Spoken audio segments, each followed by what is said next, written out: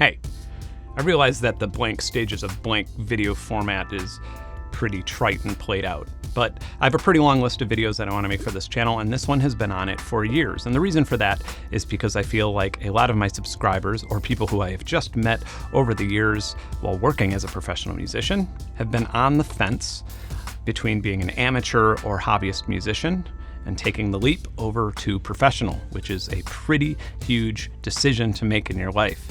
And I wish that I had a video like this when I started, so here's what you can expect. If you are new to this channel, or if you are unfamiliar with my music and you're like, who the f is this guy? Fair enough. I'm absolutely not a household name, but I am a professional musician and have been since 1999. I've toured around the world multiple times. I have over 30 albums. I've composed for a whole lot of television. I have about 150,000-ish monthly Spotify listeners and bought this house and studio with my own music earnings. No trust fund, no lottery ticket won. Started from the bottom, now we're here. And a few years ago, I reached stage 7 and started a YouTube channel, and I just released a solo avant-garde jazz piano album, which will make a whole lot of sense if you watch this video. Now, of course there are exceptions, but I do believe that generally these 7 stages supersede rank, meaning that Madonna and a retired gospel session drummer have drastically different income levels, appearances, responsibilities, surroundings. However, both of them will likely have gone through these 7 stages. I would say that an exception to these stages would be the rare 1 in a million shot artist or band who gets noticed by a record label at their first gig, and then the record label throws millions of dollars into promoting them, and we usually think of them as super lucky, when in fact they usually aren't all that lucky. Are they rich and famous? Absolutely, but picture one of these artists or bands who are in the second half of their life and ask yourself if they seem happy, because usually those cases end quite tragically. All right, so you are thinking of becoming a professional musician. What is the first stage? Well, obviously, so you've made a huge decision, an irresponsible decision, possibly an ignorant decision. You've decided to become a professional musician. And most of us, when we do this, we are betting it all. This is not only a financially risky and irresponsible thing to do, but every single facet of your life is about to change on this journey, and not necessarily for the better. I personally declared myself a professional musician when I was 20 years old, and that was the last time that I've made any income unrelated to music. I also made really odd avant-garde music that was not a gold mine at all, and it wasn't that popular at the time. And when my friends and family asked me how long I would try before I gave up, or what would I do if things didn't work out, I'd just shrug, and I'd think to myself, I'll just die. That probably sounds a lot more grim and dramatic than it actually is. I wasn't holding my life hostage to a particular fate. I was just completely ignoring that anxiety. Why would I spend any of my time or energy worrying about a backup plan when I am a professional musician? And to be totally honest, this is a very important personal decision, and I would never try to inspire, encourage, or recommend that anybody does it. It has to be their decision, but if you want to be a professional musician, you have to go all in. The chances of even the most determined or talented part-time or hobbyist musician becoming successful is extremely slim. The chances of an all-in professional musician becoming successful is almost inevitable. You're not betting on fate, you're just wrestling with time now. And that's easier said than done, because success takes a very long time. Whatever it is that you do, guitar, composing, production, vocals, you're going to pretty much be doing it with all of your time now. And the gigs that you do get will not be paying well at this point, so you're going to have to do a lot more of them. And this amounts to a lot of practice and leveling up. All your musician friends and peers, they're still working day jobs, and meeting another professional musician is actually not all that common. So in comparison, you're amazing. And ego is a very powerful thing. For example, maybe you'll scroll through my Instagram and come across a video of me playing the piano, and you'll think to yourself, I can play way faster than that. And he's making a great living off music. But music is very subjective, and you're comparing your fastest playing to something that does not have competition in mind at all. You'll wear horse blinders and compensate for your insecurity with a lot of logical fallacies. You know that one song that you may have made where all of the EQing and mixing comes together and it's the best engineered and mastered mix you've ever made? That'll become the standard in your head, and you'll compare it to every other artist's worst mix. The dangerous thing here is that this can make some musicians overly competitive and subsequently toxic. And that is because the next stage is very psychologically brutal. And that is, obviously... So there comes a time when you leave the pond and enter the ocean. And it's hard to emphasize just how brutal it is when you've spent your entire life thinking that you've been swimming in the ocean, but you've actually been in a very tiny pond. I was fortunate enough to meet somebody who had already been in my shoes and who was empathic enough to hold my hand while my ego and identity as a musician was being utterly decimated.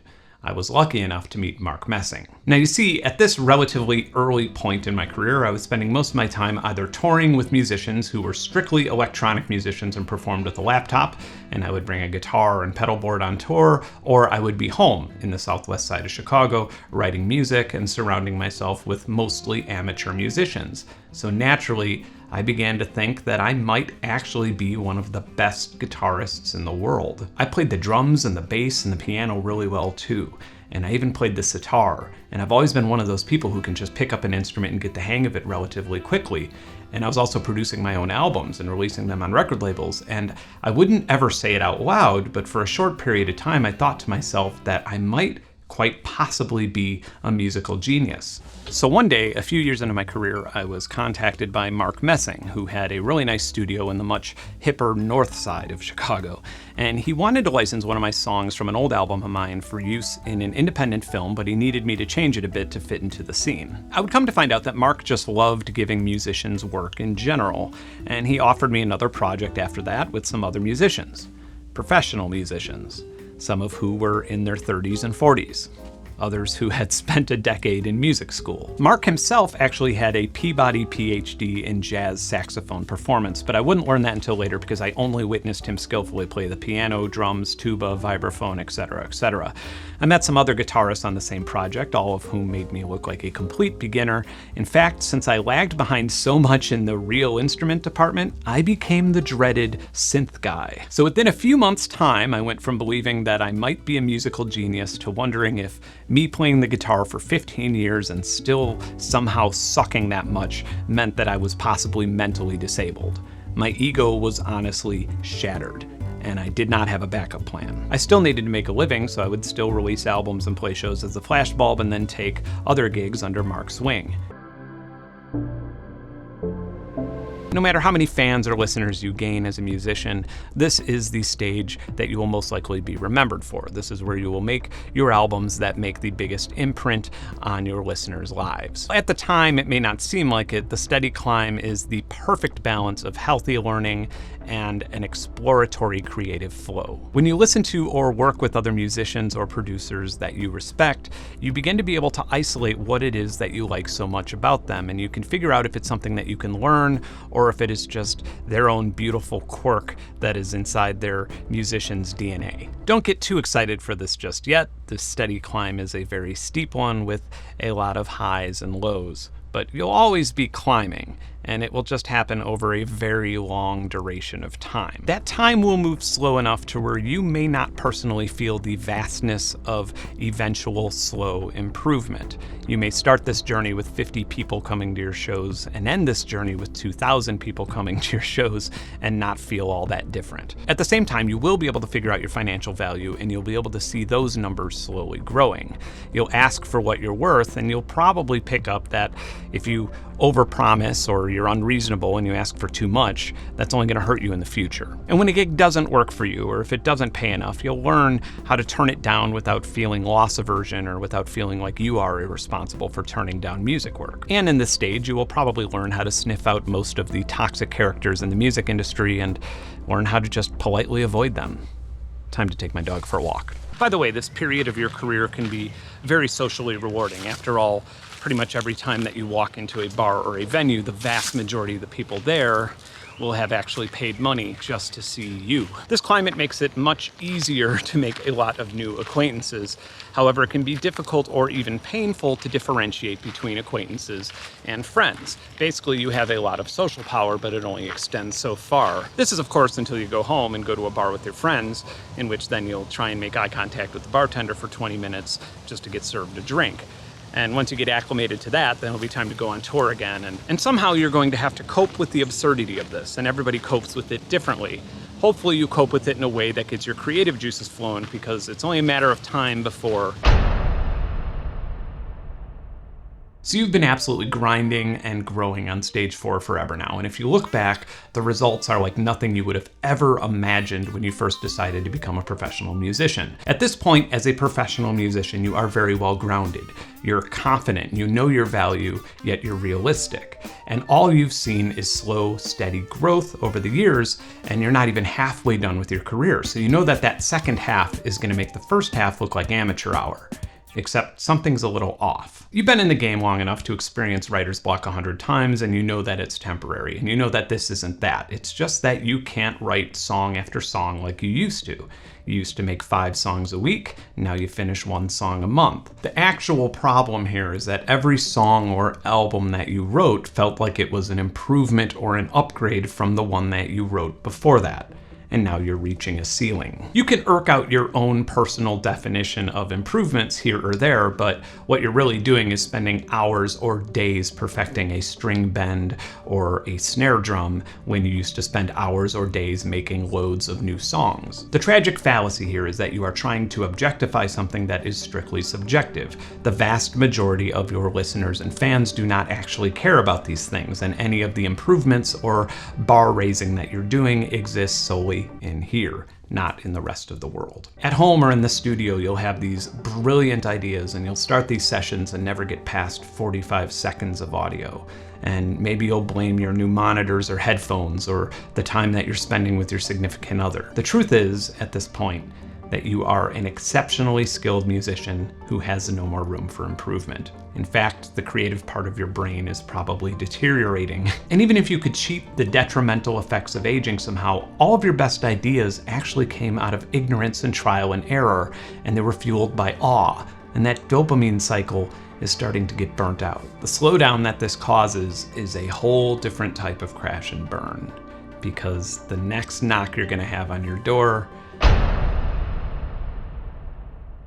In 2014, I released an album called Nothing Is Real. It was a very ambitious album. It was well received and successful. However, something very weird happened. Despite me releasing an album in 2012 and 2011 and 2010 and so on, when I looked online and on social media, I saw a lot of comments that were just like, oh my God, I need to check this out. I had no idea that the flashbulb was still making music, which is really strange because just a few years before that, sometimes when I would release an album or make press, I would see myself wrongfully dubbed as a breakthrough or new artist. And now all of a sudden, every time I release an album, people are just amazed that I haven't died or quit making music yet. But I was never cool. I never blew up. There was never a flashbulb fad. I never had a #1 Billboard hit. I gained my fans very slowly and organically over the course of decades. So how would it be possible that I would just all of a sudden become irrelevant? And just like that, you go from what people listen to what people used to listen to, from new to nostalgic. And people still listen to your music, so there isn't a tangible or financial problem happening here. It's just that you release one album and you go from Tony Soprano to Uncle Junior. Throughout stages 3 onward, you will have no shortage of people with normal jobs telling you that you are extremely lucky that you are a professional musician.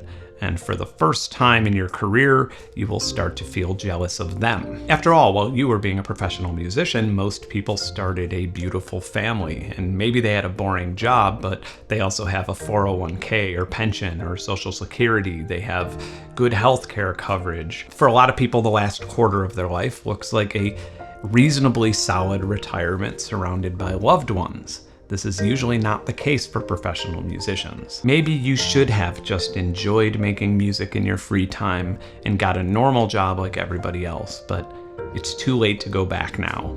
So what do you do?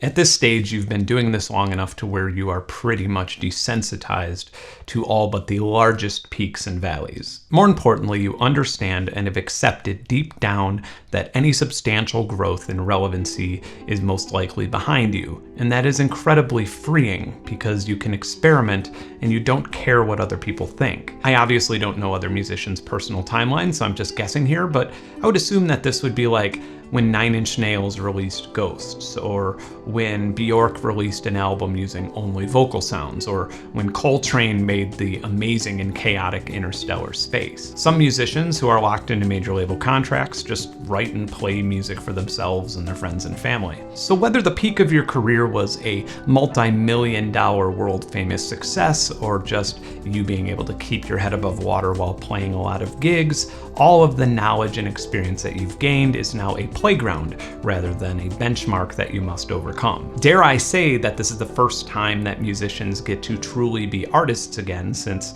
becoming professional musicians, because that indifference allows them to shrug off any consequences from missing a target. More importantly, this is the first time that you get a bigger dopamine rush from helping other musicians than you do from making music yourself. You get to take inventory of what you can offer to the world and then proceed to do so, and then actually see results from it. Things like competitiveness and jealousy are not even a factor in your thoughts anymore, because you truly understand that helping the younger generation of musicians will cause more impact on music than your entire career did. A lot of musicians get into teaching in higher education, or do fundraisers or nonprofits. Some musicians even start YouTube channels to try and use whatever knowledge and influence they've collected over the years to make the next generation better for musicians.